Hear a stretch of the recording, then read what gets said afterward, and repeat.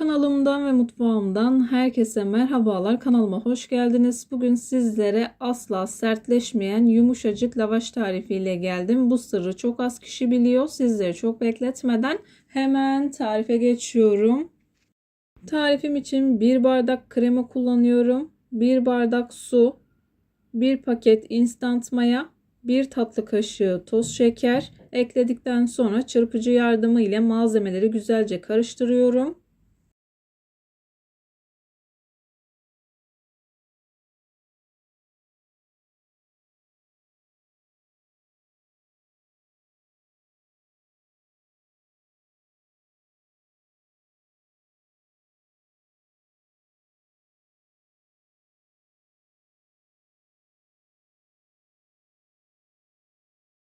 Malzemeleri iyice karıştırdıktan sonra göz kararı olacak şekilde yaklaşık 2 bardak kadar un ekliyorum. Unun üzerine 1 tatlı kaşığı kadar da tuz ekledikten sonra yavaş yavaş hamurumu yoğurmaya başlıyorum.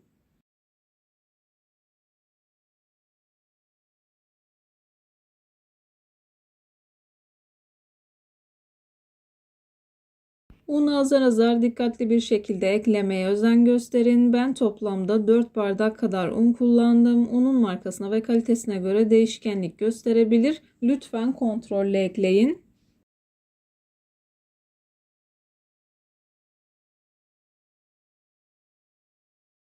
Bu tarifte hamurumuzun oldukça yumuşak bir hamur olması gerekiyor. En fazla 4,5 bardak kadar un kullanabilirsiniz. Çok fazla un ekleyip hamurunuzu sertleştirmeyin.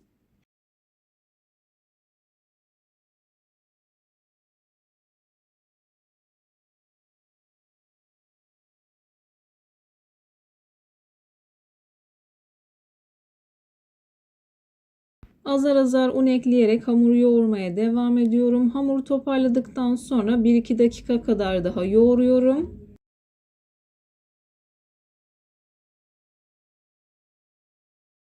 Toplamda 4 bardak artı 1 yemek kaşığı kadar un kullandım. Dediğim gibi unun markasına göre değişiklik gösterebilir. Hamurumuzun oldukça yumuşak bir hamur olması gerekiyor. Hamur toparladıktan sonra üzerini kapatıyorum. Yaklaşık 40 dakika kadar mayalandırdım. Mayalanma süresi odanızın sıcaklığına göre değişkenlik gösterebilir. Hamur 2 katına çıktıktan sonra hamurunuzu kullanabilirsiniz.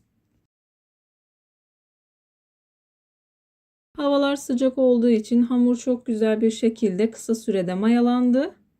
Mayalı bir hamur olduğu için ilk etapta hamurun havasını alıyorum. Masaya biraz un serpiyorum. Hamuru toparladıktan sonra hamuru masaya alıyorum. Yuvarlak bir forma getiriyorum.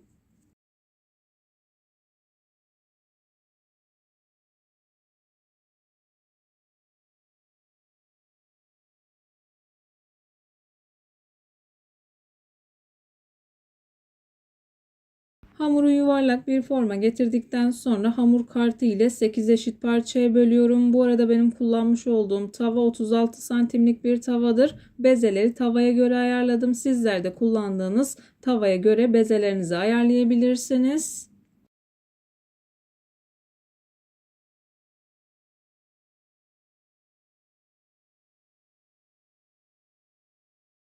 Videomu tam da buraya kadar izlediyseniz her zaman olduğu gibi sizlerden ricam yoruma kalp olur, emoji olur veya tarifim hakkında farklı bir fikriniz varsa bunu da benimle paylaşabilirsiniz. Ayrıca videolarımı sevdiğiniz kişilerle de paylaşarak bana bu şekilde destek olabilirsiniz.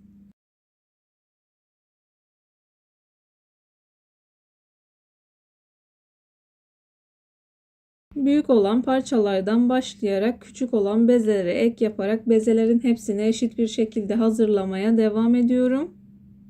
Bezeleri hazırladım. Üzerini buzdolabı poşetiyle kapatıyorum. Ekstradan üzerini bir mutfak havlusu ile kapattım. Bu şekilde 10 dakika kadar dinlendirdim. Dinlenen bezeleri kenara alıyorum. Hızlı bir şekilde açmaya başlıyorum. Ayrıca isterseniz birçok lavaş tarifine yine kanalımdan ulaşabilirsiniz. Yıllardır lavaş yapıp satıyorum. Gerçekten yumuşacık lavaşlar oluyor. Bütün püf noktalarını anlattığım videolarım kanalımda mevcut. Tam da bu aşamada belirtmek istiyorum. Orijinal lavaş un, su ve tuz ile yapılır. Birçok lavaş tarifine kanalımdan ulaşabilirsiniz. Herkes un, su ve tuz ile yumuşak lavaş elde edemediği için bu şekilde değişik tariflerde paylaşıyorum. Lavaşları ben oklava ile açıyorum. Dilerseniz merdane ile tavanın büyüklüğüne göre ayarlayabilirsiniz. Yaklaşık 30-32 santim kadar açıyorum. Tamamen göz kararı olacak şekilde açıyorum. Yeteri kadar açtıktan sonra kenarda sofra bezi serdim. Sofra bezinin üzerine seriyorum. Hızlı bir şekilde açamıyorsanız mutlaka üzerine örtün. Kuruma yapmasın. Lavaş açarken dikkat etmeniz gereken bir önemli nokta daha, çok fazla un kullanmayın açarken. Hamurumuz oldukça yumuşak bir hamur olduğu için undan destek alarak açıyorum. Fazla ununu mutlaka sirkeliyorum.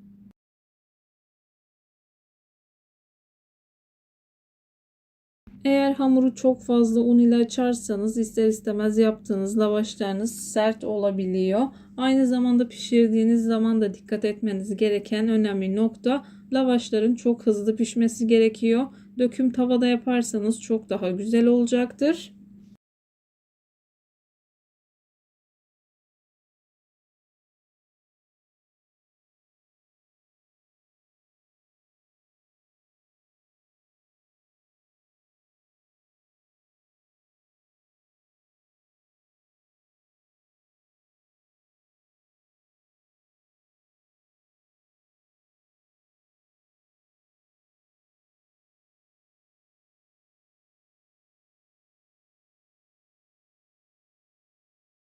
Lavaşları tavanın büyüklüğüne göre açtım. Bu arada tavamı ocağın üzerine aldım. Yüksek ateşte tamamen ısıttım. İlk etapta bu şekilde yağlı olanlarından birkaç tane pişiriyorum. Dilerseniz tamamen yağsız olarak da pişirebilirsiniz. Fazla ununu mutlaka sirkeleyin. Yüksek ateşin biraz altında bir ateşle pişiriyorum. Bu arada ocağımın en büyük gözünü kullanıyorum.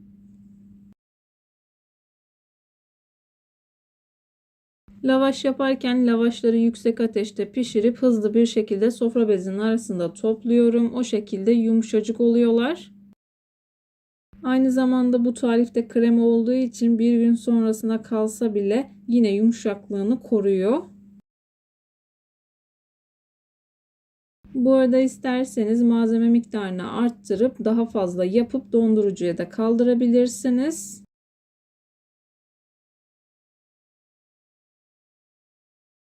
Kullanacağınız zaman birkaç saat öncesinden poşetle birlikte bir sofra bezinin arasına alın. Tamamen orada erimesini sağlayın. Daha sonra dilerseniz tavada çok az ısıtıp servis edebilirsiniz veya o şekilde de kullanabilirsiniz. Lavaşlar kabarmaya başladıktan sonra hemen çeviriyorum. Altını kontrol ediyorum. Altını üstünü güzelce pişirdikten sonra sofra bezinin arasına alıyorum. Bu arada ben lavaşları biraz fazla kızartıyorum. Dilerseniz biraz daha az kızartabilirsiniz. Ben kızarmış seviyorum. Yavaş yavaş kabarmaya başlıyor. Kabarmaya başladıktan sonra altını kontrol ediyorum. Hızlı bir şekilde çeviriyorum.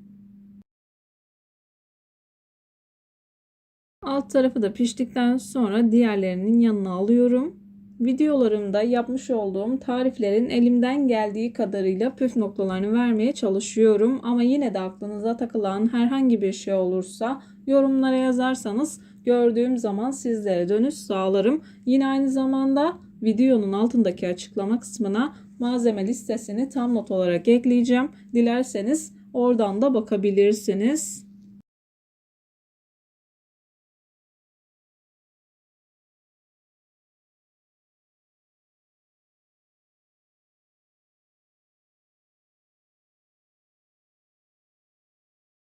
Lavaşlarımı pişirdim. Hemen sizler için doku testine geçiyorum. Sizler lavaşların güzelliğini izlerken bu arada ben de videonun sonuna gelmek üzereyim. Sizlere veda edeyim.